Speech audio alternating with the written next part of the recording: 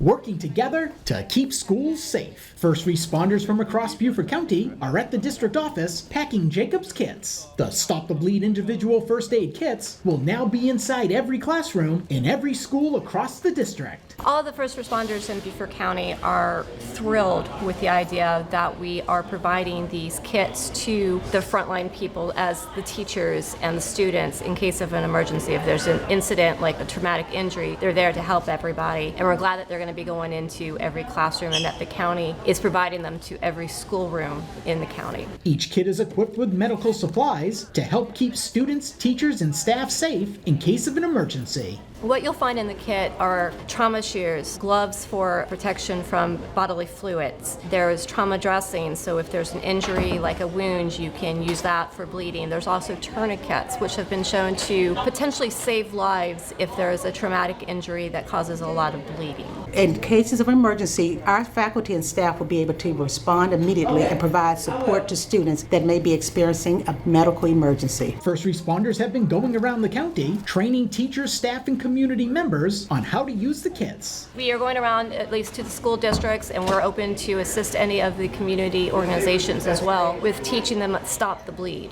what to recognize, what to do, what treatments can be done, and how to take care of an individual until fire, EMS, and police can get there to assist. The Stop the Bleed kits were created in 2017 by a local firefighter and his wife, who was a Beaufort County School District teacher.